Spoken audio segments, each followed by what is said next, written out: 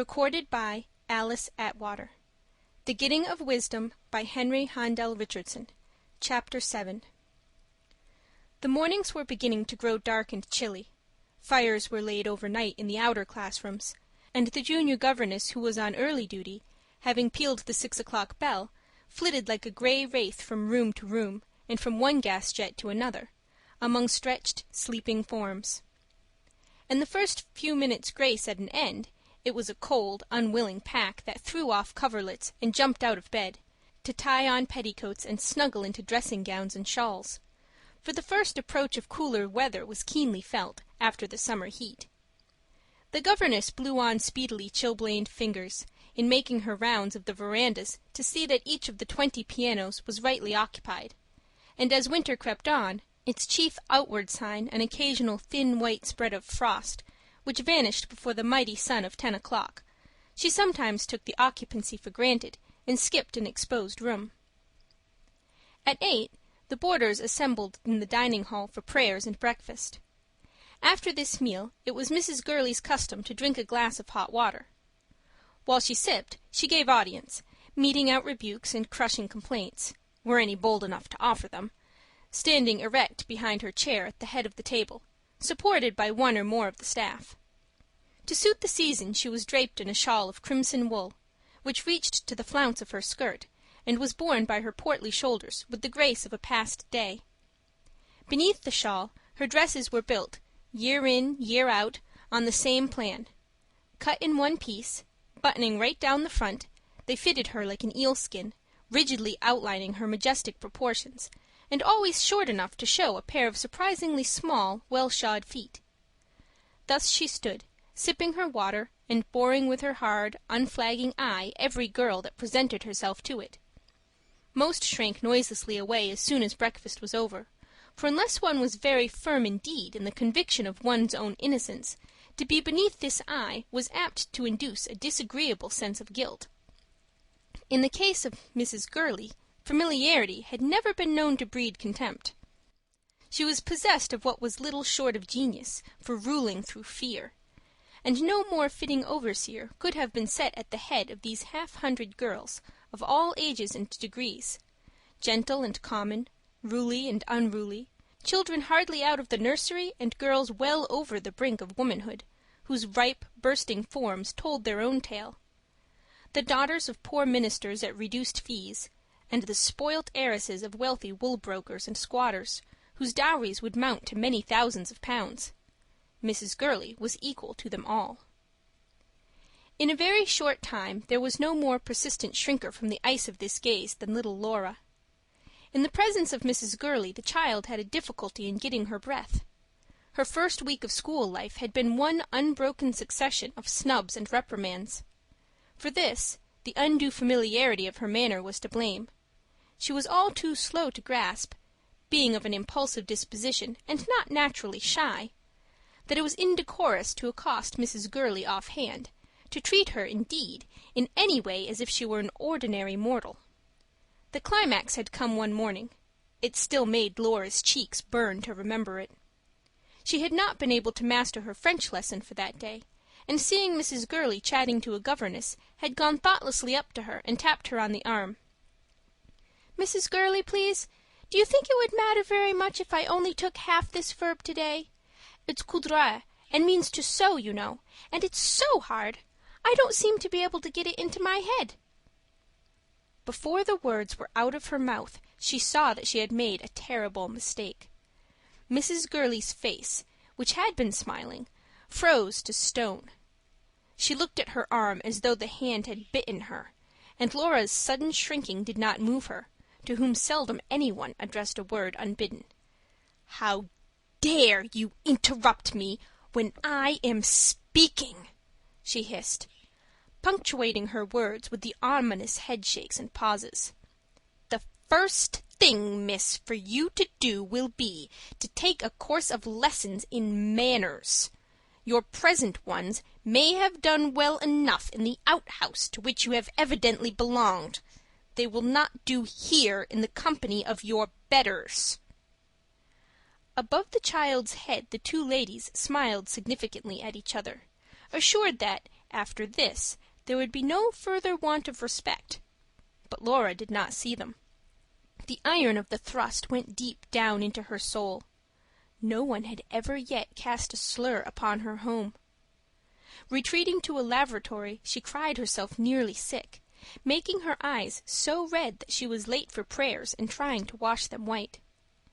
Since that day she had never of her own free will approached Mrs. Gurley again, and even avoided those places where she was likely to be found.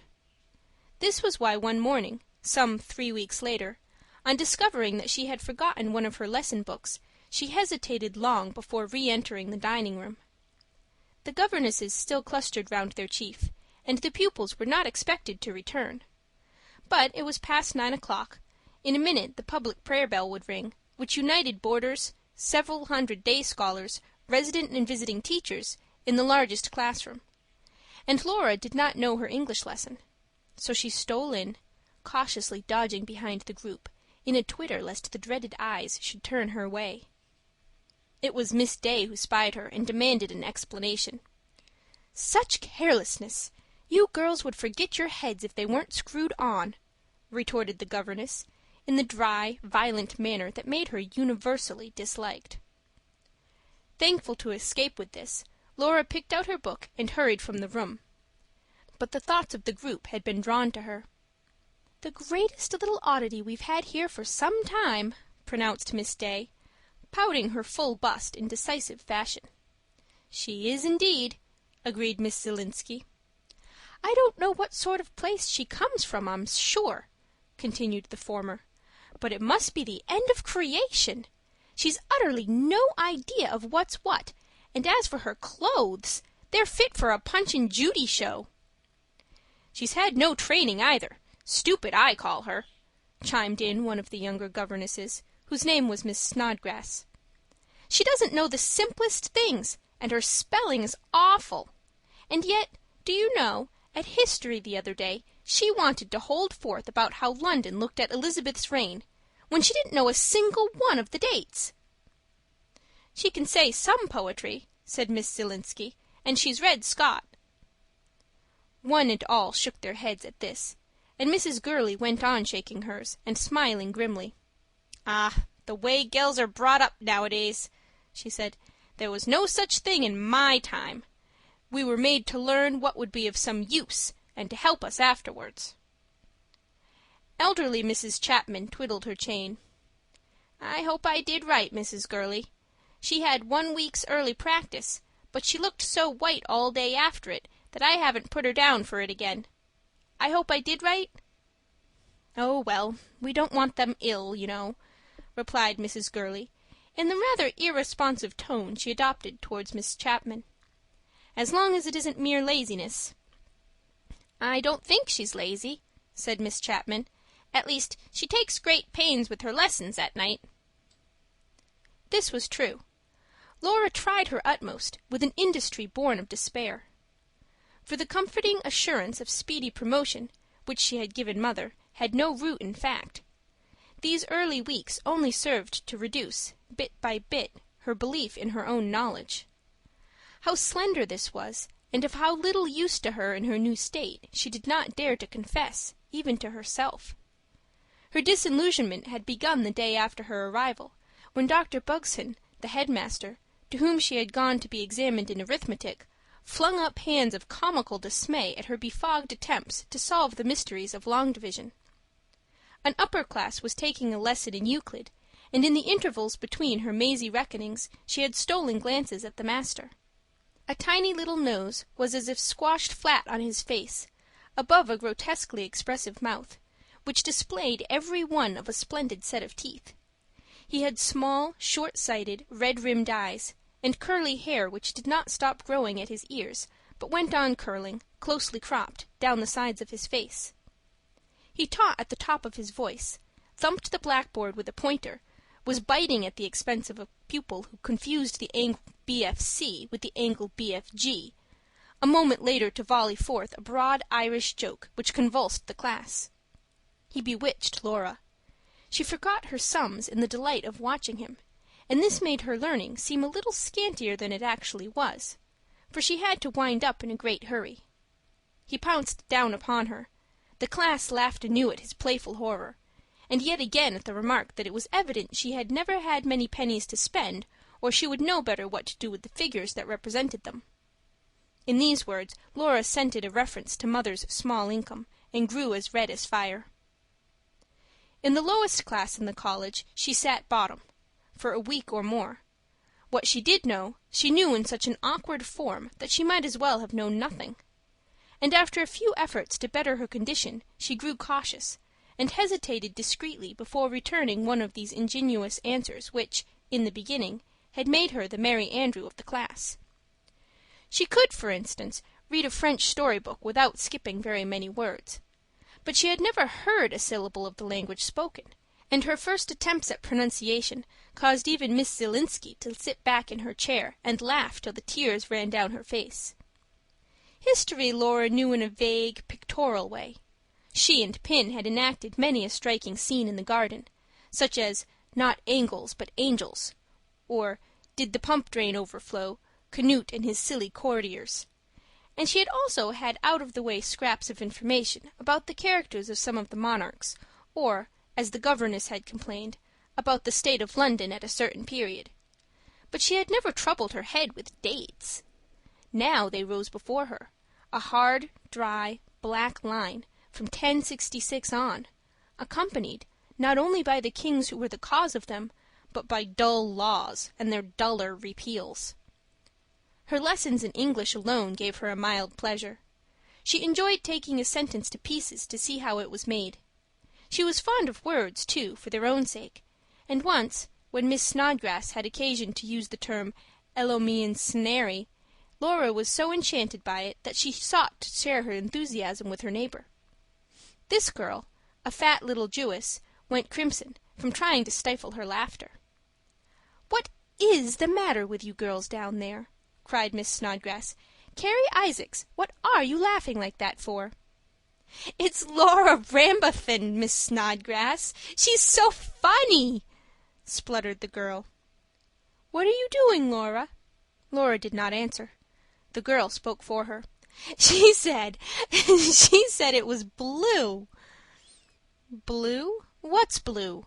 snapped Miss Snodgrass. "That word. She said it was so beautiful, and that it was blue." "I didn't. Gray blue, I said," murmured Laura, her cheeks aflame. The class rocked. Even Miss Snodgrass herself had to join in the laugh while she hushed and reproved. And sometimes after this, when a particularly long or odd word occurred in the lesson, she would turn to Laura and say jocosely, "Now, Laura, come on, tell us what color that is. Red and yellow, don't you think?" But these were Tom Fool's colors, and Laura kept a wise silence. One day at geography, the pupils were required to copy the outline of the map of England. Laura, about to begin, found to her dismay that she had lost her pencil. To confess the loss meant one of the hard, public rebukes from which she shrank, and so, while the others drew, heads and backs bent low over their desks, she fidgeted and sought, on her lap, the bench, the floor. "What on earth's the matter?" asked her neighbor crossly. It was the black-haired boarder who had winked at Laura the first evening at tea. Her name was Bertha Ramsay. "I can't draw a stroke if you shake like that." "I've lost my pencil." The girl considered Laura for a moment, then pushed the lid from a box of long, beautifully sharpened drawing pencils. "Here, you can have one of these." Laura eyed the well-filled box admiringly, and modestly selected the shortest pencil. Bertha Ramsay, having finished her map, leaned back in her seat. "And next time you feel inclined to boo-hoo at the tea-table, hold on to your eyebrows and sing Rule Britannia.